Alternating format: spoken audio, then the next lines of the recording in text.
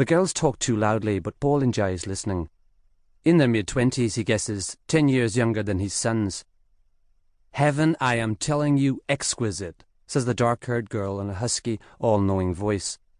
"A sensual sort of coup de foudre." "You go up on donkeys? Where?" the blonde answers eagerly. "This dishy farmer rents them. He looks like Giancarlo Giannini. Those soulful, sad dog eyes alone are worth the price of admission. He rides alongside and whacks them with a stick when they get ornery." "Whacks them?" "Oh, just prods them a little, for God's sake, nothing inhumane. Listen, I'm sure the ones that hump olives all day really get whacked. By donkey standards, these guys live like royalty." She rattles through a large canvas satchel and pulls out a map, which she opens across the table. The girls lean together. "Valley of the Butterflies," the blonde points. Jack snorts quietly from behind his section of the Times.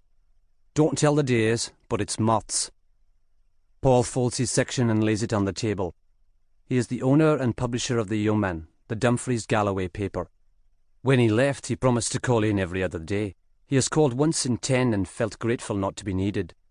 Paging through the news from afar, he finds himself tired of it all. Tired of Maggie Thatcher, her hedgehog eyes, her vacuous hair, her cotton-mouthed edicts on jobs, on taxes, on terrorist acts. Tired of bickering over the Channel, over untapped oil off the Isle of Mull. Tired of rainy, foggy, putrid skies. Here, too, there are clouds, but they are inconsequential, each one benign as a bridal veil. And wind, but the wind is warm, making a cheerful fuss of the awning over the tables, carrying loose napkins like birds to the edge of the harbour, slapping waves hard against the hulls of fishing boats.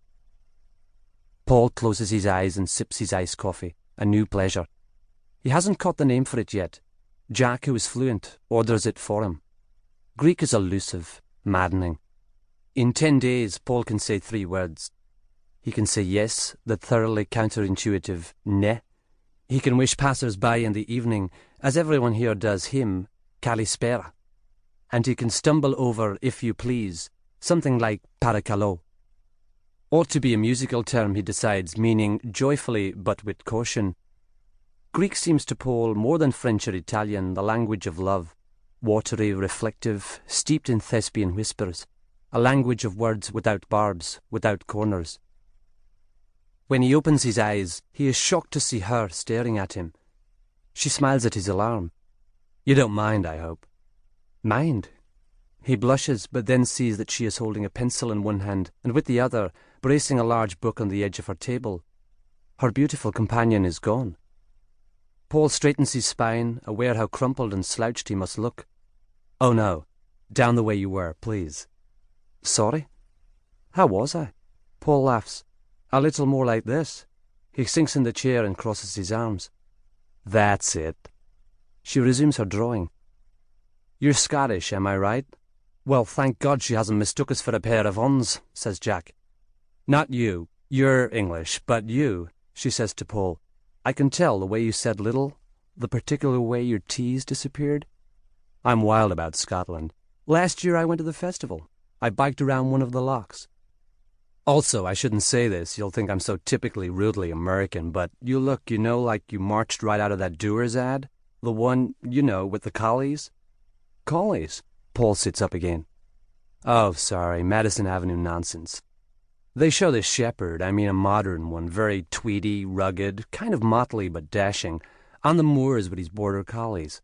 Probably a studio set-up out in L.A., but I like to think it's real. The shepherd, the heather, the red phone booth. Call box, right? Inverness." She draws the name out like a tail of mist, evoking a Brigadoon sort of Scotland. "I'd love to have one of those collies. I've heard they're the smartest dogs." "Would you?" says Paul, but leaves it at that. Not long ago he would have said, "My wife raises collies, national champions, shipped clear to New Zealand, and yes, they are the smartest, the most cunning, the most watchful.